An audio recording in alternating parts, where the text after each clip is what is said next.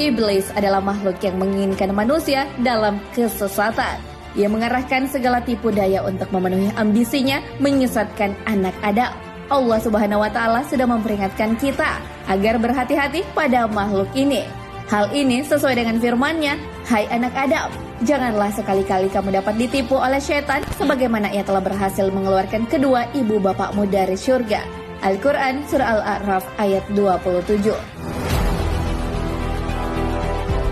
Namun tahukah kamu, ternyata iblis pernah membangunkan Muawiyah untuk sholat.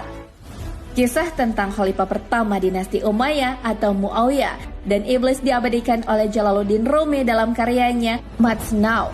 Ketika itu, Muawiyah sedang tidur di dalam istana. Kemudian ia dibangunkan oleh seorang asing yang ternyata itu adalah iblis. Maka terjadilah dialog antara Muawiyah dan iblis. "Mengapa kau membangunkanku?" tanya khalifah pada iblis.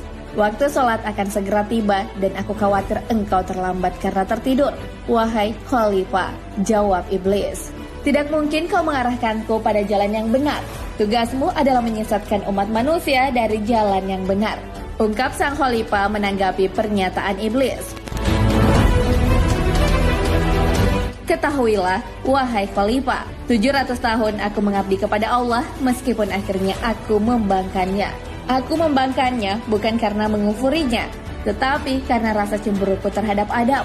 Aku masih mencintainya, wahai khalifah," ungkap iblis kepada khalifah. "Aku tetap tidak akan mempercayai perkataanmu. Perkataanmu seperti ucapan pemburu yang berlagak halus kepada buruannya untuk membunuhnya. Kau yang menyebabkan kehancuran umatmu, kaum Adam, kaum Lut, Fir'aun dan seterusnya," ucap khalifah yang masih tidak mempercayai iblis. "Kau sungguh salah besar, wahai khalifah, jika menganggapku sebagai penyebab kehancuran umat manusia terdahulu. Siapakah aku yang bisa menentukan kejahatan di muka bumi? Aku hanyalah boneka Allah yang sedang tidak berdaya di hadapan kekuasaannya," jawab iblis mencoba meyakinkan khalifah. Muawiyah pun segera berdoa kepada Allah agar dilindungi dari godaan-godaan setan yang bisa menjerumuskan manusia. Selain berdoa, khalifah terus berusaha mendapat jawaban yang jelas terhadap alasan iblis membangunkannya untuk sholat. Namun tak semudah itu untuk membuatnya bicara yang sebenarnya.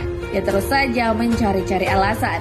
Bahkan iblis membela diri bahwa bukan dia yang menyebabkan kehancuran umat manusia, namun hawa nafsu yang dimiliki manusialah.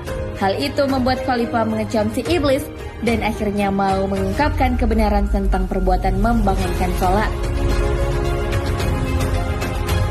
Iblis pun berkata, "Baiklah khalifah, aku akan mengungkapkan alasanku membangunkanmu untuk melaksanakan sholat tepat waktu. Khalifah, jika engkau tertidur dan kehilangan waktu sholat, maka engkau akan sangat menyesal.